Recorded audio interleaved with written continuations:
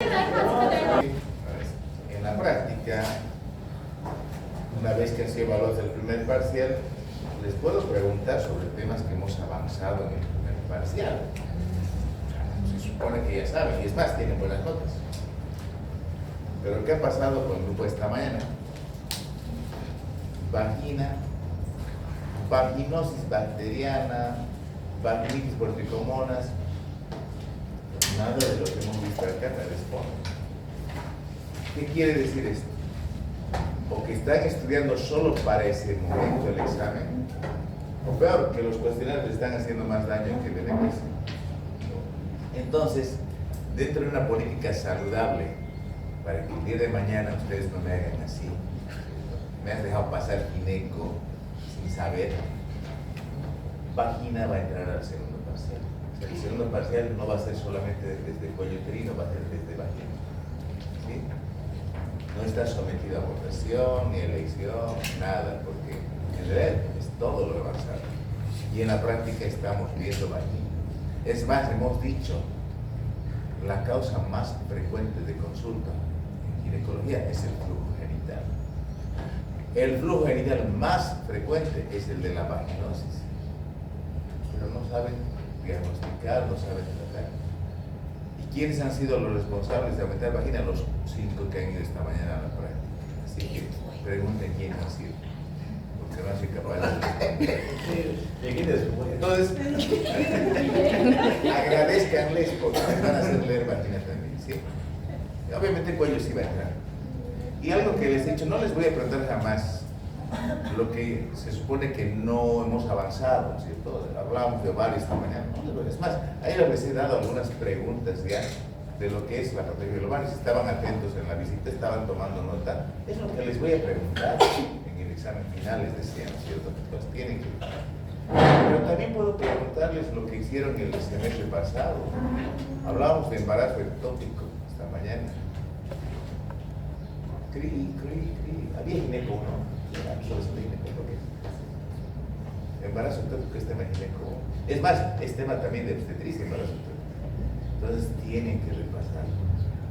Acuérdense que ustedes van a manejar las pacientes con lo que aquí avanzamos. Aquí está bonita la teoría, ordenadito, etiología, definición, clínica, tratamiento. En la parte práctica se ve eso ya dentro de lo que es el malestar por los hallazgos que se hacen en la paciente.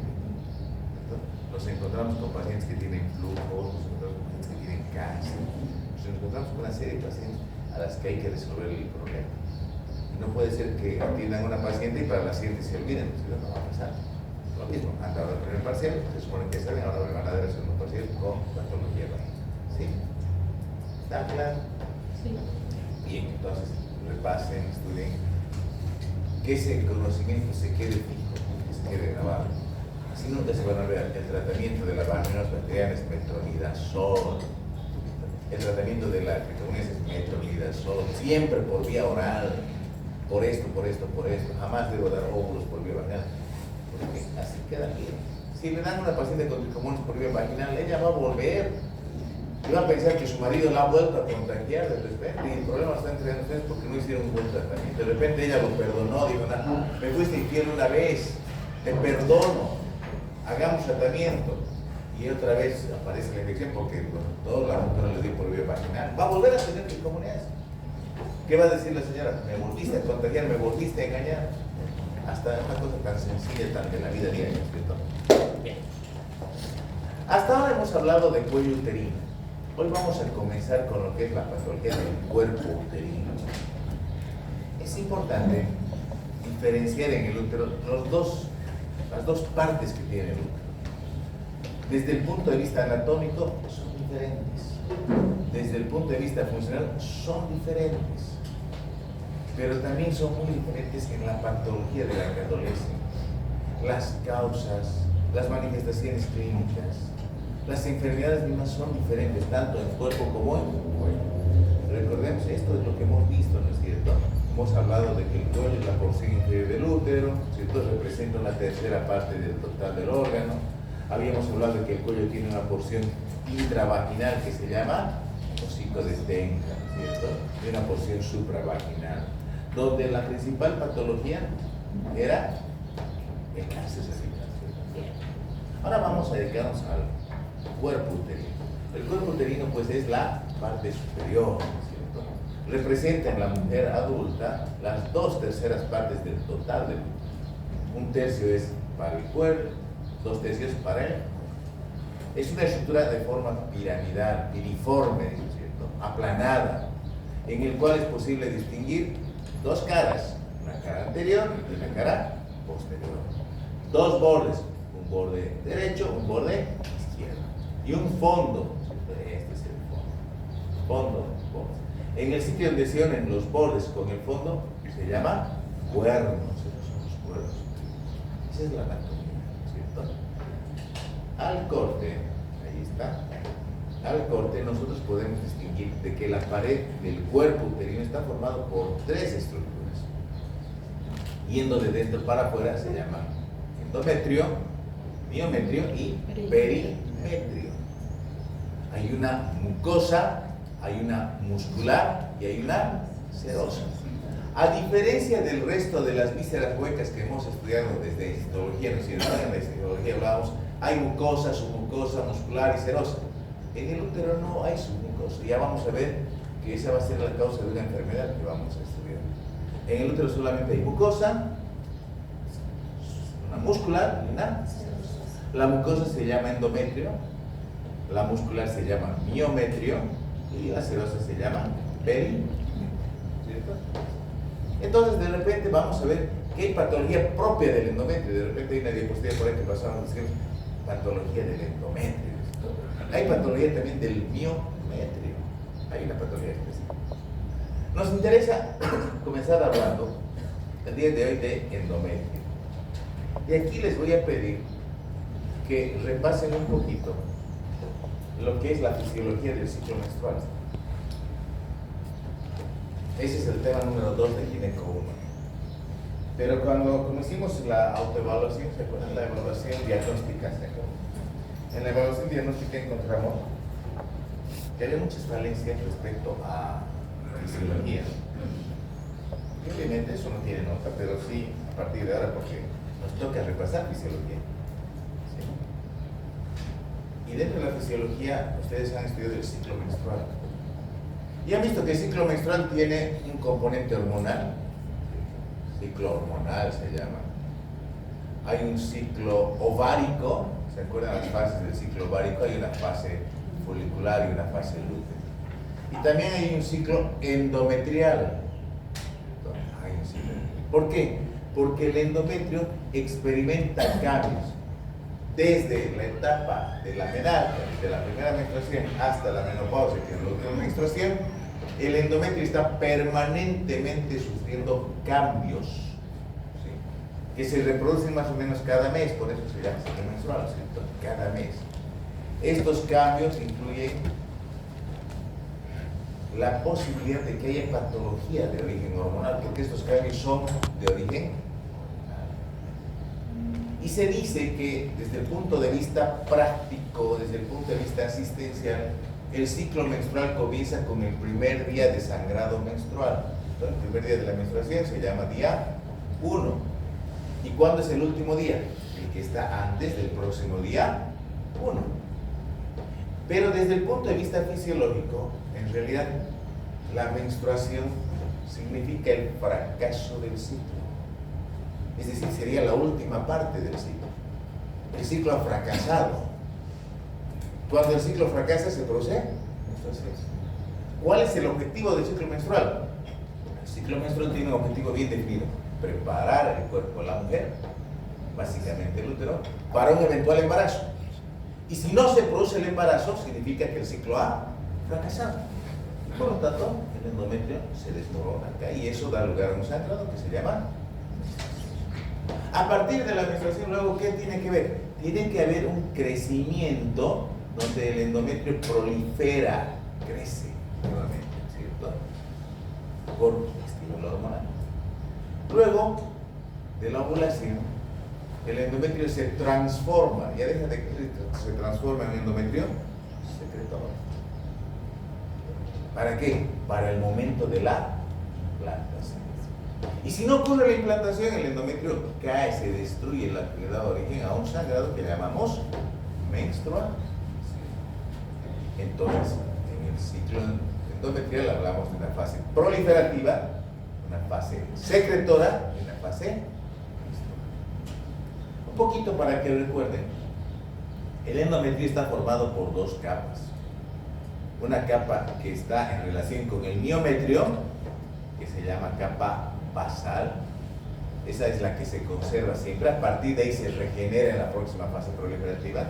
Y tenemos una capa funcional que está en contacto con la luz del útero, que esa sí es la que se desmorona, sí es la que se desintegra y da origen a la menstruación. Aparte, la capa funcional tiene dos zonas. Tiene una zona profunda que se llama esponjosa, está la esponjosa, y una zona más superficial que se llama capa compacta. Durante la menstruación se elimina toda la compacta y la mayor parte de la esponjosa. La que se mantiene íntegra es la capa basal. Esto desde el punto de vista histórico. Esto es anatomía, pero ya lo hemos mencionado aquí, así que todo falta. Bien. El útero es un órgano bien irrigado, bien nutrido. Prueba de esto es que puede llevar adelante la gestación. Ustedes nos van a escuchar mucho hablar de la famosa arteria uterina. En ginecología hablamos mucho de la uterina. En obstetricia peor. En obstetricia, el flujo de la arteria uterina alrededor del final del embarazo es de más o menos de 700 ml de sangre por minuto. ¿Se acuerdan lo que es el concepto de flujo sanguíneo? ¿Cierto? Flujo sanguíneo es la cantidad de sangre que pasa por una determinada región cada minuto. Al útero le tocan 700 mililitros, 700 centímetros cúbicos de sangre por minuto al final de la gestación. Eso quiere decir que si la uterina está desgarrada o está lesionada o no está manteniendo su integridad, en cuestión de 5 minutos esa paciente se desangra. Por eso el tema de las hemorragias obstétricas, por eso el obstetra le tiene tanto miedo al sangrado, ¿cierto? Está sangrado mi paciente de parto, ha hecho atonía uterina, ya lleva atonía uterina, ¿cierto? Ha hecho DPP, la arteria uterina es importante. Y la arteria uterina es tan especial que también nos da problemas en ginecología. Resulta que en ginecología está muy cerquita al uréter. Y cuando nosotros hacemos cirugía ginecológica, vamos pegaditos al útero. La arteria uterina va cerca al borde del útero. Que si nos alejamos un poquito, de repente agarramos al uréter y lo pisamos. Consecuencia, falla renal, entonces la arteria uterina emite ramas que van a llevar hasta el propio endometrio. Y entonces cuando este endometrio en su capa compacta y gran parte de la conserva se desintegra, pues hay sangrado, por eso sangra la mujer cada vez, porque ha habido destrucción del endometrio y estas arterias han quedado expuestas, han quedado descubiertas y se produce la menstruación. ¿Sí? Entonces es importante el tema del ciclo menstrual. Y siempre les digo a mis alumnos cuando damos gineco 1, que quien conoce este cuadro, quien domina este cuadrito, sabe fisiología. En este cuadrito está resumido todo lo que es ciclo menstrual. Por un lado tenemos el tema del ciclo hormonal, donde podemos ver la actividad de las hormonas gonadotrofinas de origen hipofisiario como son FSH y LH. Aquí está día 1, aquí está día 28. Vemos la actividad de la LH, la actividad de la FSH. Vemos incluso un dato muy importante, el pico de la LH, el famoso pico de la LH que se produce horas antes del día 14. Vemos también la secreción de los estrógenos, aquí están los estrógenos. Y es justamente este pico del estrógeno que ustedes ven acá, lo que provoca el pico del LH. Y este pico del LH es el responsable de la ruptura del folículo maduro del de Graf, lo que se llama ovulación. Es hormonal. Observamos también, dato interesante, la aparición de la progesterona a partir de la ovulación. Cuando se ha producido la ovulación, recién aparece la progesterona. Y también vamos a ver el pico de la progesterona. Tenemos el pico de los estrógenos día 14, pico de la progesterona día 22. Bien, ese es el ciclo hormonal. El ciclo ovárico, hemos dicho, hay dos fases. Hay una fase folicular donde varios folículos primarios son reclutados. Uno de ellos es el escogido, el folículo dominante, para continuar su maduración. y además reiniciar la primera división meiótica que había quedado suspendida al momento del nacimiento de una mujer, ¿cierto? Entonces el ovocito continúa, reinicia su primera división meiótica, inicia la segunda división meiótica, mientras que el folículo va pasando de ser folículo primario a ser folículo secundario a ser folículo maduro. Y luego del pico del LH, el folículo de gran estalla, liberando al ovocito, aquí hay el nombre de ovulación, y luego las células foliculares se transforman en células lúteas o células luteínicas y dan origen al cuerpo. El cuerpo lúteo va a crecer, va a alcanzar su máximo esplendor alrededor del día 21, ¿sí? Y luego, si no se produce embarazo, comienza su evolución hasta que finalmente se transforma en corpus albicans, su cuerpo blanco. Dato importante, el momento de la ovulación está coincidiendo con el pico del estrógeno. El momento de máximo desarrollo del cuerpo lúteo está coincidiendo con el pico de la progesterona. ¿Quién produce la progesterona? Hemos dicho, las células luteínicas, las que antes eran foliculares, ahora son. Bien. Estos cambios hormonales y estos cambios inducidos en la superficie del ovario van a generar también modificaciones en el endometrio, porque el endometrio, una vez que se ha descamado, que se ha desprendido, comienza un proceso de regeneración, de proliferación. El endometrio prolifera, va aumentando de espesor, va creciendo, así como el pasto en el jardín, en el campo, va creciendo, el endometrio va creciendo. ¿Y quién es el responsable de esta fase proliferativa? El estrógeno, ¿ven? El estrógeno va subiendo, el endometrio va creciendo. Entonces, los estrógenos son responsables de la fase proliferativa. Pero cuando aparece la progesterona, el endometrio ya deja de crecer. Ahora se transforma en un endometrio secretor, que produce, ¿no es cierto?, que está lleno de glándulas. ¿Y quién es responsable? La progesterona. Entonces, cuando tenemos la fase secretora máxima, la fase proliferativa máxima la tenemos el día 14, el pico del estrógeno. Cuando tenemos la fase secretora máxima, fase proliferativa máxima el día 14, fase secretora máxima, el día del pico de la progesterona, el día de mayor desarrollo del cuerpo lúteo, lo que aproximadamente es el día 21 del ciclo. Aquí está, fase secretora máxima, día 21, día de la máxima producción de progesterona. Si no ocurre embarazo, los niveles de estrógeno y de progesterona caen. Entonces el endometrio ya no se puede sostener, se desmorona, eso da origen a la fase menstrual. Y hay que comenzar todo de. ¿Y por qué estos detalles? Porque acuérdense que aquí se está produciendo la ovulación, día 14 aproximadamente, ¿cierto? La fecundación se va a producir alrededor del día 15, más o menos, horas más, horas menos. ¿Y cuántos días después de la fecundación ocurre la implantación? 6 días. 15 más 6, 21. Es decir, que el día 21, el día en que la blástula, ya se llama blástula, ¿cierto? Esta altura, la blástula llega a la cavidad uterina, llega a hacer contacto con el endometrio, es cuando tenemos la fase secretora máxima. Es un hotel 5 estrellas, bienvenida blástula, te estamos dando toda la comodidad para que puedas. Si el endometrio no está preparado, pues no se implanta. Y eso vamos a ver, ocurre cuando se utilizan pastillas o se utiliza la famosa píldora anticonceptiva de emergencia. La píldora anticonceptiva de emergencia no evita la fecundación, tiene que evitarla. Lo que va a hacer es evitarla. Vamos a ver, vamos entendiendo. Entonces, este cuadrito, y en estos 5 minutos que hemos controlado, 6 minutos, hemos hablado de ciclo menstrual, una clase completa de y se define como. Entonces, ¿qué le pasa? Ahí está. ¿Y cómo es la condición? Diapositiva repetida, pregunta de examen. Ahí está. Entonces, hay que repasar esto, ¿cierto? Esto es fisiología. La fase proliferativa, donde hay crecimiento de las glándulas, del estrógeno, ¿cierto? Hay intensa actividad metótica. Y todo depende de qué? Esto depende de la actividad del estrógeno. El estrógeno, o los estrógenos, porque son 3, ¿se acuerdan? Hasta 4 estrógenos. ¿Se acuerdan los nombres de los estrógenos? Estrona, E1, estradiol, E2, estriol en 3. ¿Y el E4 qué se llama?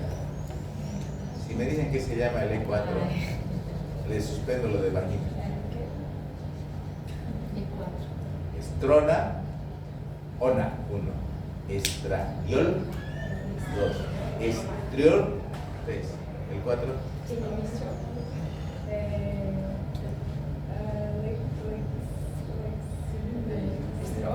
Estetrol.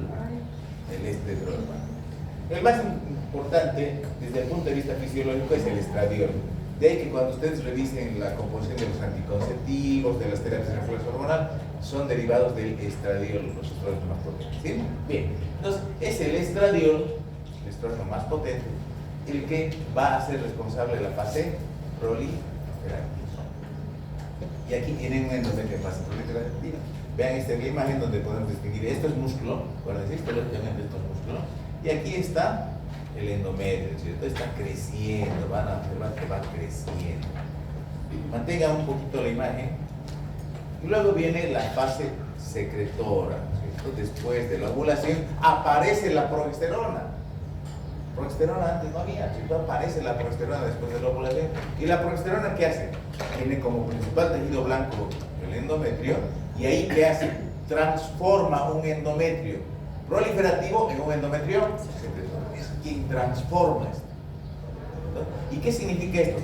Actividad glandular sobre todo, ¿no es cierto? Secreciones ricas en glucosa. ¿Para qué? Para prepararse para la implantación. ¿Sí? Importante. Este endometrio secretor solamente va a aparecer si hay progesterona. Y la progesterona solamente aparece si hay ovulación. ¿Se acuerdan? Hay un montón de mujeres que sufren una patología que es muy común, es el síndrome del ovario poliquístico. El síndrome del ovario poliquístico se caracteriza por anovulación. Por lo tanto, vayan pensando cómo está ese endometrio. ¿Y por qué de repente estas pacientes se quedan desangrados a la vayan relacionando? Ahí está, fase secretora. ¿Ven? Volvemos atrás, esta es la fase proliferativa, se ve el endometrio, y vamos con la fase secretora. Actividad glandular, eso. Si no hay embarazo, los niveles de estrógenos y progesterona caen, porque el cuerpo amarillo comienza a involucionar. El cuerpo amarillo llegó a ser grande, día 21 del ciclo, acuérdense. Y si no hay embarazo, ahora comienza a involucionar. Y al involucionar, ¿qué pasa? Pues disminuye la secreción de progesterona y de estrógenos también. Entonces, el endometrio ya no se puede sostener. La zona compacta y la mayor parte de la esponjosa comienzan a desmoronarse, a derrumbarse. Y eso da lugar a sangrado. Y eso es lo que se expresa en la fase. Ahí viene la fase nefrótica. Ahí no es cierto, miren. Se está desmoronando, se está cayendo, se está desarmando. Para luego reiniciar nuevamente con la fase proliferativa secretora. Pregunta: ¿quién evita que el cuerpo amarillo involucione? Cuando se ha producido un embarazo. La mujer se embarazó, bienvenido. El cuerpo amarillo no involuciona, el cuerpo amarillo sigue creciendo. Ahora se va a llamar cuerpo amarillo de embarazo, cuerpo lúteo gravídico, ¿no es cierto? ¿Quién hace que el cuerpo amarillo deje de involucionar, más bien crezca más? No. Una hormona, también gonadotropina, pero que no es producida por la hipófisis, sino que es producida por el trofoblasta. Se llama gonadotropina coriónica humana. ¿Qué es la que se utiliza para saber si una mujer está embarazada, cierto? ¿Quién produce la gonadotropina coriónica? Es una gonadotropina porque su órgano blanco es la gónada del ovario. ¿Por qué coriónica? Porque es producida por él. Entonces el trofoblasto dice: aquí estoy, mamá, no vayas a desprender al endometrio. Entonces le manda gonadotropina coriónica a la mamá, llega al ovario y el ovario es estimulado, el cuerpo lúteo es estimulado para que no evolucione, para que crezca, se haga más grande y siga produciendo. ¿Qué cosa? Progesterona. Necesita elevar esta progesterona. Y esta comunicación se va a mantener así hasta iniciar el tercer mes del embarazo, donde una nueva glándula va a comenzar a trabajar y va a dejar que el cuerpo amarillo evolucione. Esa nueva glándula se llama placenta. Qué fácil, qué bonito, ¿no es cierto? Ya tienen para repasar fisiología. Sí, hasta para obstetricia. Entonces, está repasado, fisiología, no se quejen, ya saben que voy a ir. Así los tengo que amenazar para que estudien este tema, ¿no es cierto? Bien. El cuerpo uterino, pues tiene dentro de la patología benigna y patología maligna. Dentro de la patología benigna vamos a hablar de procesos inflamatorios infecciosos y de procesos tumorales benignos. Buenas noches, todas. La patología infecciosa se llama endometritis. Por favor, hay una pregunta que a veces me sale por ahí cuando hago el examen, a veces se sortean las preguntas y debe estar en su banco de preguntas, pero está mal porque nunca la he hecho. ¿Cuál es la diferencia entre endometritis y endometriosis?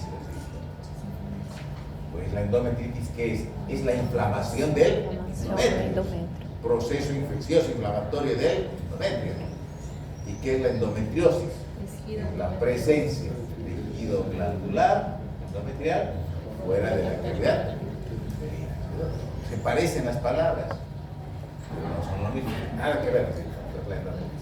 Es una inflamación del endometrio que tiene una peculiaridad.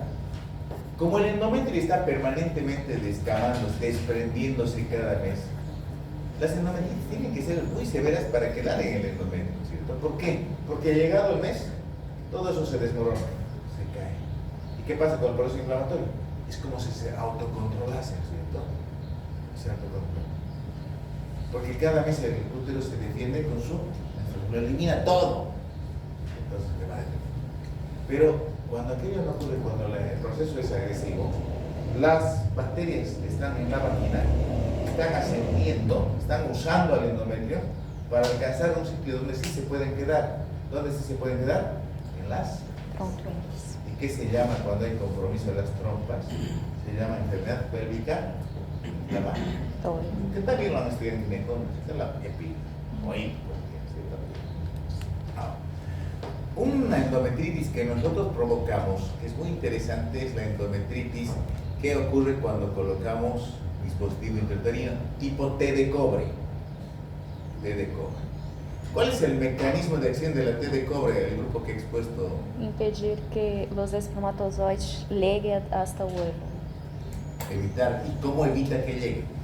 Ele também vai liberar uns íons e esses íons vão fazer mobilização. Perdão, mobilização dos espermatozoides. A nivel del endometrio, la presencia del virus provoca un proceso inflamatorio, pero aséptico. En este proceso inflamatorio aséptico, sin gérmenes, inflamación sin gérmenes, quiere decir, ¿verdad? Pues aparecen mediadores químicos de la inflamación, que son los que destruyen a los espermatozoides, evitan que los espermatozoides continúen su migración. Además de que el cobre los atonta, los tiene medio atontados y todo. Pero son destruidos, ¿por qué? Porque en proceso inflamatorio hay macrófagos, hay micrófagos, los neutrófilos, salen, todos los linfocitos, bueno, esto los destruyen. Entonces esta mujer no se va a embarazar porque no van a llegar espermatozoides a la trompa. Aquí hay un proceso inflamatorio. Pero ¿cuál es la recomendación que se da a las usuarias de la T de cobre? Que se cuiden. ¿De qué se tiene que cuidar? De infecciones. Porque teniendo el cuerpo extraño más gérmenes ahí, se genera todo un problema, una endometritis, que fácilmente se vuelve salpingitis, y esa salpingitis provoca o cierre total de las trompas, en este caso la consecuencia es esterilidad, o cierre parcial de las trompas, y en este caso la consecuencia es embarazo ectópico. Otro detalle importante respecto a las endometritis, las infecciones que son del tracto inferior, sobre todo las que causan endocervicitis. Hablamos del cuello uterino hace unas semanas, decíamos, a nivel del endocervix, la flora es diferente, el comportamiento es diferente a la del exocervix de la vagina. A nivel del endocervix radican clamidia y radican neisseria. Y estos sí pueden causar endometritis. Entonces, la cavidad uterina, de ser una cavidad estéril, es estéril la cavidad uterina, fácilmente puede ser contaminada por un DIU que está mal utilizada mal controlado, por toda maniobra de instrumentación intrauterina. Aquí viene el tema de los abortos provocados, ¿no es cierto? Provocar un aborto significa llevar bacterias a la cavidad uterina. Las biopsias, los estudios diagnósticos que se pueden hacer sobre el útero llevan gérmenes que causan endometriosis. La cervicitis, ¿ven? Sobre todo la endocervicitis, las enfermedades de transmisión sexual, y una causa muy frecuente, la retención de restos placentarios. ¿Cuáles son las complicaciones de aborto? Hemorragia y infección. Inicialmente el aborto se complica con infección de los restos. Los restos están infectados. Pero si no se ha tratado a punto, ¿quién es el siguiente nivel? Endometrio. Si no se trata a tiempo, ¿quién se va a comprometer? El miometrio. Ahora se va a llamar endomiometritis. O pasa a las trompas y se va a llamar salpingitis. O va a pasar a la cavidad pélvica y se va a dar un cuadro de peritonitis. Complicaciones del aborto. Tema de gineco. Entonces, el útero se defiende bien porque aquí en este nivel, en el canal endocervical, hay un tapón, se llama el tapón mucoso, el tapón cervical. Pero cuando nosotros atravesamos el tapón, podemos llevar gérmenes hacia el endometrio y el útero se infecta a través de malas intervenciones intrauterinas. Aquí tienen, por ejemplo, una ecografía donde vemos restos. Esta es una boca incompleta, ¿cierto? Esta es una causa frecuente de endometritis, ¿cierto? ¿Cuál es la clínica de la endometritis? ¿Por qué se caracteriza? ¿Cuáles son los síntomas? Pues al principio es asintomática. Ese es el problema. La endometritis inicialmente es asintomática. ¿Y cuándo es sintomática? Cuando ya está complicándose. ¿Qué va a dar? Pues malestar general, va a dar dolor, va a dar sangrado anormal, va a dar flujo anormal. El laboratorio nos va a mostrar leucocitosis con neutrofilia, ¿cierto? Va a haber alza térmica. Y algo importante para el diagnóstico, hay un caso clínico por si acaso se examen sobre esto. Algo importante, el antecedente de una intervención intrauterina. Algo han hecho para que ese útero se haya contaminado. Paciente que fue sometida a un procedimiento de AMEO o de legrado hace 2 semanas. Refiere ahora dolor abdominal con alza térmica y al examen genital se constata flujo genital fétido. Diagnóstico inicial. Facilita, ¿cierto? Al principio es asintomática y va a haber sangrados anormales y flujos anormales, evoluciona a enfermedad pélvica inflamatoria y a largo plazo puede dar dolor pélvico, acceso tubárico y un cuadro de esterilidad. La más frecuente es la endometritis secundaria, porque inicialmente el proceso inflamatorio estaba alejado. El útero no fue el primer órgano afectado, el útero fue contaminado por un proceso inflamatorio que se llevaba a cabo. ¿Cómo se hace el diagnóstico? ¿Qué tendría que pedir? Pues sería interesante el hemograma, como visto, va a haber leucocitosis, va a haber un flujo infeccioso, un cultivo de la secreción vaginal. En la ecografía veremos los restos, veremos la T de cobre, etcétera, ¿cierto? Y alguna vez hay que hacer biopsia. ¿Por qué? Porque tenemos que diferenciar de una patología bien, también interesante, que es el cáncer de. Hay que diferenciar. Porque vamos a ver que el cáncer de endometrio tiene una sintomatología muy similar. Diagnóstico diferencial de cáncer de endometrio. Los incidentes que ocurren en el embarazo, aborto completo, aborto infectado, mola, ¿cierto? Tumores productores de estrógenos, los miomas, el DIU que se olvida. Mujeres que vienen después de 15, 20 años que les saquemos el DIU.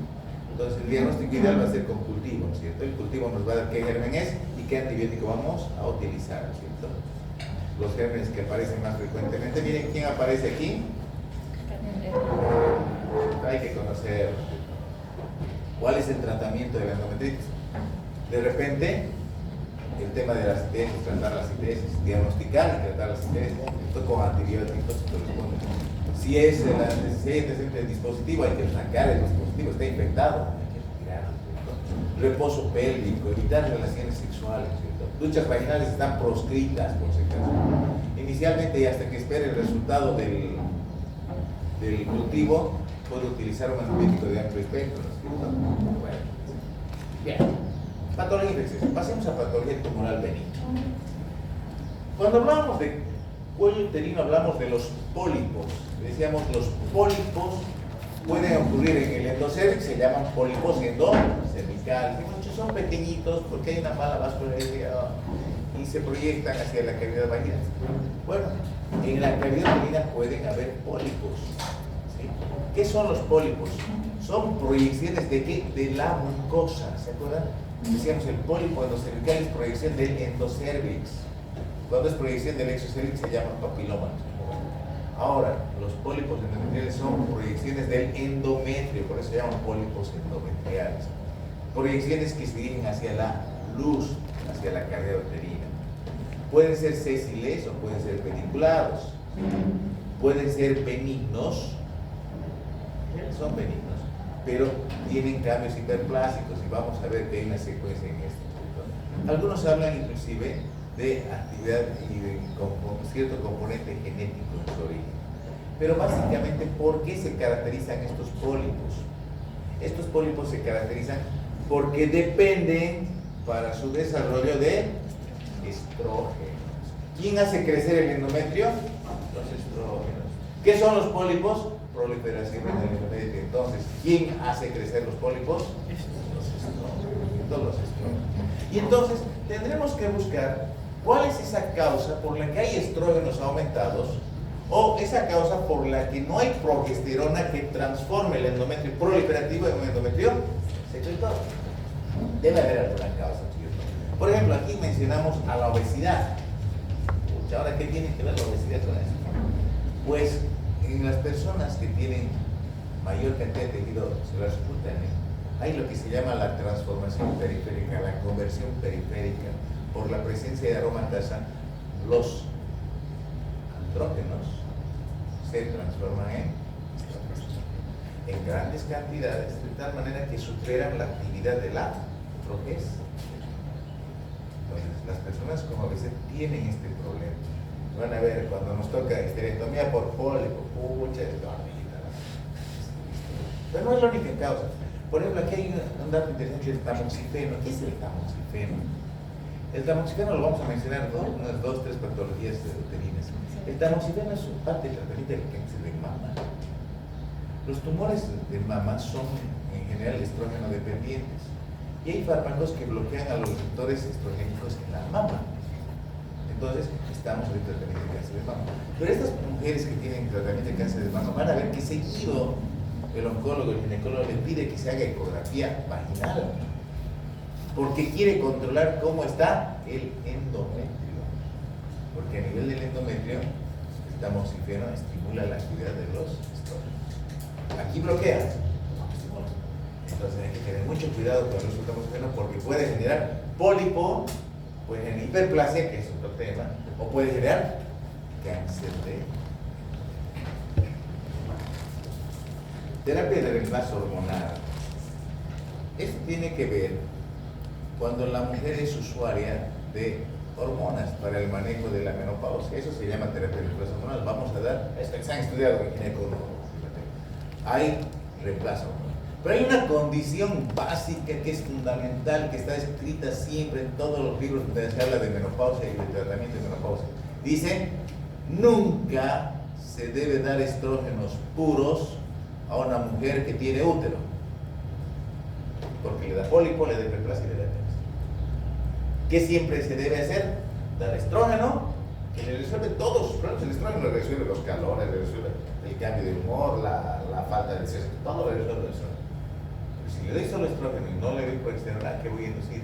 Aquí es que endometrio haga crezca. Bajo la forma de tumores, en este caso pólipos. Ahí está, este es un pólipo. Vean, ¿qué es? Es endometrio, es un endometrio. Tiene todas las características de ese endometrio proliferativo que hemos visto hace rato. Pueden ser pediculadas, pueden ser sésiles, a veces son únicos, a veces son múltiples. Cuando son múltiples se llama poliposis endometrial, por si acaso, ¿sí? ¿Quiénes son las más afectadas? Mujeres entre 40 y 50 años. ¿Sí? Es frecuente, 10% de las mujeres los tienen los pólipos. Y dicen, algunos podrían transformarse en tumores malignos. ¿Sí? Hay que tener cuidado con los pólipos por esta transformación. Y se ha encontrado que hay pólipos en las mujeres a las que se ha hecho cirugía, esterectomía por cáncer de endometrio, que además del cáncer tenían también pólipos, porque la causa, vamos a ver, es la misma. Aquello mismo que provocó el pólipo, que provoca la hiperplasia, que es otra patología, que provoca el cáncer de endometrio, es la misma. ¿Cuál? Estimulación estrogénica no compensada, hiperestrogenismo. ¿Cuál es la situación más importante? Estrógenos, no tocan el tamoxifeno. La clínica, al principio son asintomáticos, pero cuando comienzan a dar manifestaciones clínicas, ¿qué es? Sangrado. Provocan sangrado. Sangrado aumentado durante la menstruación, eso que decían hipermenorrea, sangrado menstrual aumentado. Sangrados fuera de la menstruación, que se llaman metrorragias. Ahora se llama todo sangrado uterino normal, el profesor Gineco no debía actualizar eso. Antes enseñábamos hipermenorrea, polimenorrea, hipomenorrea. Ahora se dice sangrado uterino normal, sangrado menstrual abundante. Provocan sangrado menstrual abundante, provocan sangrado uterino anormal. ¿Sí? ¿Con quiénes hay que hacer diferenciar? Con los otros pólipos, ¿cierto? Con los pólipos del cuello uterino. Con cáncer. El cáncer también provoca sangrado. Los miomas, submucosos sobre todo, ¿cierto? Retención de restos y uretemia. ¿Cómo hacemos diagnóstico? ¿Qué vamos a pedir? Una ecografía nos va a ayudar bastante. La ecografía vaginal es la mano derecha del ginecólogo. Todo ginecólogo debería saber hacer ecografía porque le ayuda en su diagnóstico y el manejo del paciente.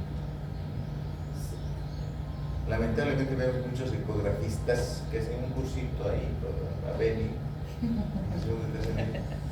que les dan su título full y se creen ecografistas porque se compraron el aparatito más y hacen ecografía.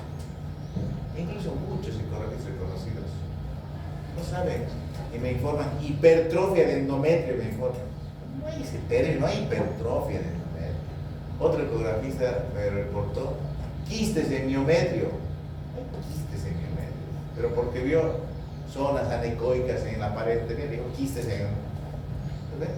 Hay que saber, entonces, el ginecólogo tiene que hacer, en su formación tiene que tener un curso de ecografía básico para que entonces, la ecografía es grave. La histeroscopía, esta es la histeroscopía, ¿ven? ¿Qué es la histeroscopía? Es ver la cavidad, ¿cierto? Se introducen, así como hay el broncoscopio, el endoscopio, ¿cierto? Para ver el digestivo, para ver el respiratorio, también hay el histeroscopio, que es para ver útero, histerosis útero. ¿Entonces ven? Se puede ver y ustedes van a poder visualizar y van a poder tomarle biopsia, van a poder retirar a través de este procedimiento. Sí, ahí está una histeroscopia, este es un pólipo endometrial. Así se ve. La ecografía, miren cómo se ve clarito. Ahí está el pólipo. Hay un examen que se llama histerosonografía, también. Luego, una vez que ustedes han visto, hay que retirar ese pólipo. Y hay que siempre llevar a patología. Todo lo que se saca del cuerpo lleven a patología. Les va a dar el diagnóstico. Y la histopatología, ¿qué va a mostrar? Tejido endometrial en fase prolífica. ¿Cuál es el tratamiento? Pues hay que sacarlo. Hay que sacarlo. Se puede hacer un legrado, se puede hacer histeroscopía. Y si la mujer tiene la pared satisfecha, saquen el útero. ¿Por qué? Porque el pólipo, hemos dicho, puede tener transformación. Bien, cambiemos un poquito. Otra patología se llama adeno. Una vez sacado ese pólipo y pasado un tiempo, ¿esta mujer puede volver a crecer? Sí, puede. Si se mantiene la fuente extra de estrógenos, puede volver a crecer. Entonces, ¿qué será lo mejor? Bloquear la producción de estrógenos o eliminar el receptor. ¿Cuál es el receptor de estrógeno? El útero. Adenomiosis. Este es un término nuevo, relativamente. Antiguamente se llamaba endometriosis interna, es el nombre que le daban antes. Y decían lo que nosotros decimos, la presencia de tejido endometrial funcional fuera de la cavidad uterina, se llama endometriosis externa, decían, para diferenciarla de la interna. Pero como son cuadros que no tienen mucho que ver, se le cambió el nombre y se ha llamado adenomiosis. ¿Qué es la adenomiosis? Es la presencia del tejido endometrial en el miometrio. lugar de crecer hacia la luz, el endometrio comenzó a crecer hacia el mioma. ¿Y por qué esto es un tema que se ve con mucha frecuencia? Porque el útero no tiene una de las capas, ¿se acuerdan? ¿Qué le falta? Mucosa. Entonces, ¿quién está en contacto con el miometrio? La capa basal del endometrio. Entonces, puede darse la situación en la que el endometrio comienza eso se llama adenomiosis. Tejido endometrial, glándulas y endometriales dentro del mioma. ¿Sí? Eso. ¿Qué endometrio? Pues el endometrio basal. Esto no va a ser el funcional, no va a ser la zona compacta, va a ser el endometrio basal. Aquí tenemos un útero normal y aquí tenemos un útero con adenomiosis. ¿Por qué? Porque resulta ser que este endometrio también es activo, porque responde a los cambios hormonales inducidos por el estrógeno, por la progesterona y por la caída de los niveles de estrógeno y progesterona, lo que provoca fase. Entonces vayan pensando de qué se va a quejar esta paciente. Aquí está la histopatología, pueden ver esto es mi músculo y aprendieron a reconocer el músculo, ¿no es cierto? Y aquí está el endometrio, es un endometrio proliferativo. Ahora, según cuánto ha penetrado, se habla de grados de adenomiosis. Por ejemplo, en el primer grado está comprometido el tercio medio, perdón, el tercio basal, los 2 tercios en el grado 2 y toda la pared en el grado 3. Adenomiosis. Su frecuencia es muy variable. ¿Sí? Dato importante, puede coexistir con otras patologías uterinas. Ustedes van a ver que las pacientes que llegan a la consulta para entregarme la patología, hay un montón de diagnósticos los que han visto de su patología. Dice mioma intramural, mioma submucoso y además había tenido adenomiosis. ¿Por qué? Porque pueden coexistir con mioma, puede coexistir con pólipos, puede coexistir con hiperplasias. ¿Cuál es la edad en la que más frecuentemente se observa la adenomiosis o se diagnostica la adenomiosis? Entre los 35 y 50 años. ¿Por qué se produce? Porque ha debido haber una comunicación anormal, ha debido haber algún trauma que en algún momento rompa la barrera entre el endometrio y el mioma. Hay ese antecedente, ¿no es cierto? Tiene que haber el antecedente de un parto de repente que generó lesión endometrial, alguna patología como el mioma, como la hiperplasia que generan eso, ¿no es cierto? Pero inclusive han hablado de teorías en torno al origen de la adenomiosis. Se habla del tema herencia, se habla del trauma, se habla del hiperestrogenismo nuevamente y algún autor ha propuesto inclusive el tema de virus. ¿Qué virus? El virus de Epstein-Barr que estaría vinculado con la PCA, aunque no está demostrado, pero sí se ha sugerido que podría tener. Aquí hay transmisión viral, ¿no es cierto? Aunque no está confirmado, pero han sugerido ya que debe ir. Ahí está, ¿eh? Puede ser focalizado, puede ser difusa, puede estar en una sola región, puede estar en toda la red. Y cuando se pide hacer diagnósticos, hacemos una ecografía. ¿Y cómo se van a ver estos islotes? Como imágenes psicoecogénicas. ¿Cómo va a reportar el ecografista que no sabe que existe esta enfermedad? Va a decir, hay quistes en el mioma. Al principio es asintomático. Ese es el problema. ¿Y cuando da síntomas qué da? Sangrado anormal, sangrado menstrual abundante, sangrados extramenstruales, ¿y qué va a dar? Dismenorrea. ¿Por qué? Porque así como está sangrando el endometrio y da origen a la menstruación, estos focos están sangrando en la pared del útero y eso va a causar dolor. Y cuando nosotros revisamos a esta paciente cómo va a estar ese útero, ese útero va a ser mucho más grande, va a estar doloroso, ¿cierto? Además puede haber patologías relacionadas a las relaciones sexuales, al dolor, a la sangre, asociado a miomas, está asociado. Cuando se hace examen físico, ¿qué vamos a ver? Que el útero está grande. Y de repente es un diagnóstico diferencial obligatorio. ¿Con quién? Con los miomas. ¿Cuál es la diferencia? ¿Cómo podemos hacer una diferencia tentativa? Si está durito, puede ser mioma. Si está blandito, generalmente son blanditos, puede ser adenomiosis. Si está doloroso, habla a favor de una adenomiosis. Hay que hacer diagnóstico diferencial con quiénes, con los pólipos, que hemos abierto, provocan sangrado, ¿cierto? Con los miomas, vamos a ver, con la hiperplasia del endometrio que vamos a tener, con cáncer de todo. ¿Por qué? Porque todas estas patologías van a dar origen a sangrados uterinos. Y en presencia y sangrado uterino normal, no se queden tranquilos. Hay mucha paciencia que dice, yo pensé que era normal, que se me iba a pasar nomás. ¿Y cuántos meses estás sangrando? 6 meses. Yo 6 meses estaba sangrando y creí que se me iba a pasar. O médicos que dicen, no, es normal, tranquila, es tu menopausia. Tranquila, ya te va a pasar. Y estamos con todo sangrado uterino normal debe ser diagnosticado, debe encontrarse la causa. Es decir, pucha, está sangrando porque tiene mioma, ya. Defina qué quiere hacerse con mioma. Pero ya sabemos que es el mioma el que está sangrando. No se olviden que el cáncer de cuello uterino también sangra, ¿no es cierto? El cáncer de cuello uterino también sangra. El aborto de todo. Cuando se hace el estudio anatomopatológico que hemos dicho, es obligatorio hacer en toda paciente a la que se hace la cirugía, ¿qué nos va a encontrar? Es endometrio en el mioma. No hay más, ahí está. Endometrio en el mioma. Ahí está la imagen. Macroscópicamente se presentan áreas deprimidas, rosadas, amarillentas, que dan la apariencia de que se tratase de quiste, ¿cierto? El miómetro aparece hipertrófico, ¿vean? El útero está agrandado y puede haber coexistencia con, estos son miomas. El diagnóstico se puede hacer, este estudio se llama histerosalpingografía por si acaso. Era un estudio que se hacía muy frecuentemente para hacer diagnóstico de esterilidad, de causa de esterilidad.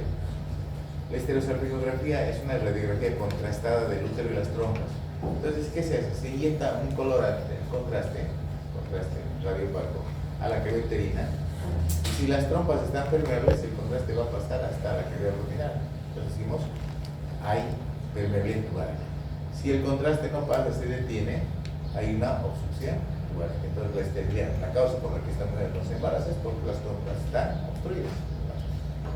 También se ha visto que puede haber posibilidad de dar estas imágenes, donde vemos que aquí está la cavidad y vemos que el contraste ha penetrado hasta el miómetro.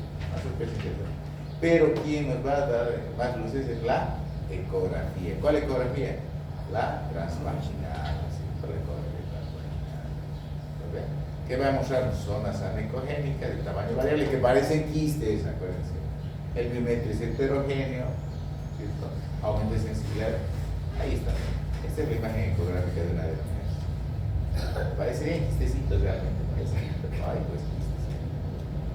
Imágenes más complejas, tomografías resonantes. Marcadores tumorales no sirven. Biopsia se puede hacer. ¿Cuál es el tratamiento? El tratamiento depende mucho de la edad de la paciente. Pero más que de la edad de la paridad, ¿cierto? Si la paridad está satisfecha, tiene ya 3 hijos, ¿para qué quiere el útero? ¿Qué necesidad de conservar un útero que tiene problemas de salud en una mujer que ya tiene el número de hijos que desea? Fácil, ¿sí? Pero cuando la mujer no tiene la pareja estrecha, no tiene hijos, tiene este problema, ahí sí hay que valorar, ¿sí? Sí hay que valorar. ¿Qué podemos hacer? De repente podemos hacer tratamiento hormonal, ¿verdad?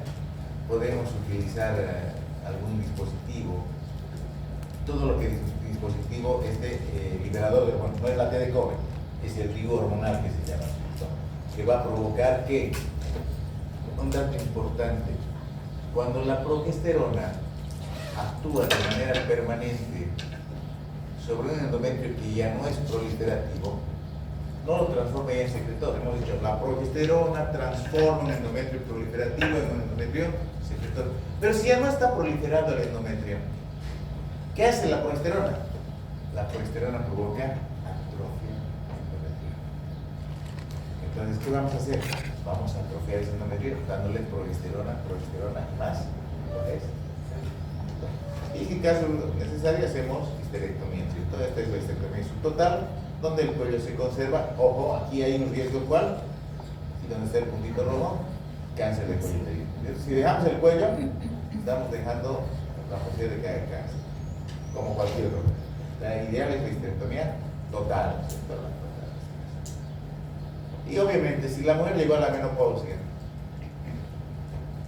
¿qué problema tendrá? Ninguno. ¿Por qué? Porque después de la menopausia, el endometrio se atrofia.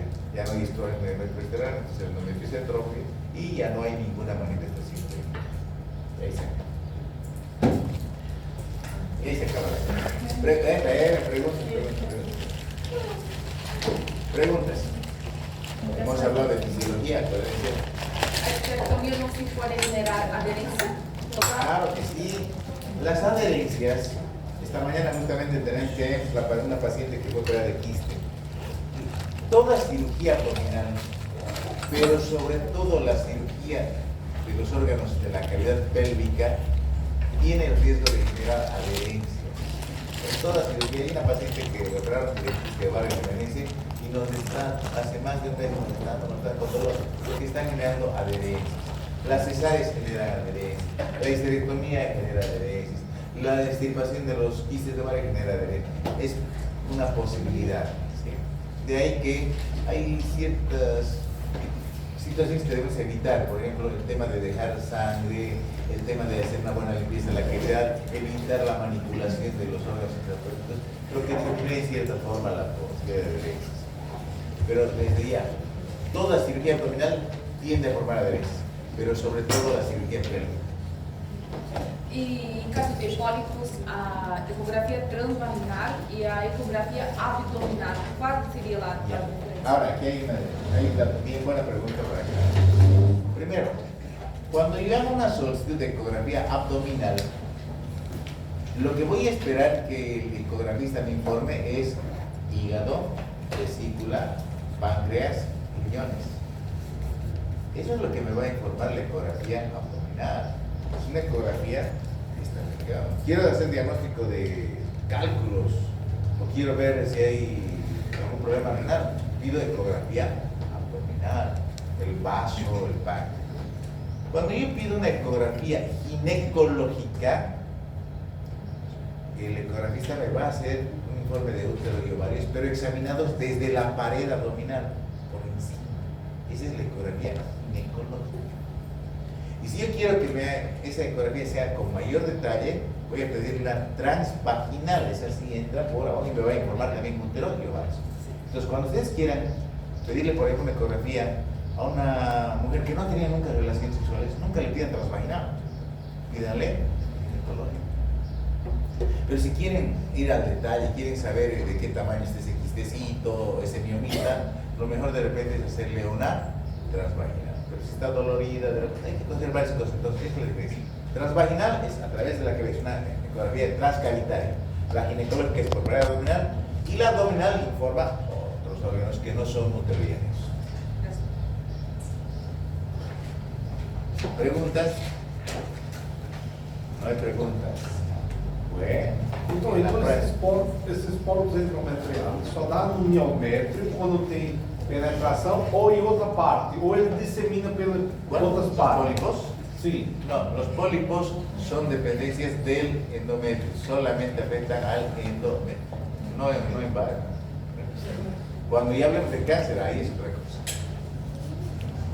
Quer dizer que ele vai do endométrio até miométrio quando tem infiltração. No. Cuando penetra al miometrio ya se llama adenomiosis. Pueden coexistir, pero generalmente son individuales. Bueno, doctores, desde el próximo grupo que vaya a práctica con fisiología ya puedo preguntar. Y si no me responden en los próximos grupos, vamos a montar fisiología. Hemos hablado, les he dado clases de fisiología, no puedo.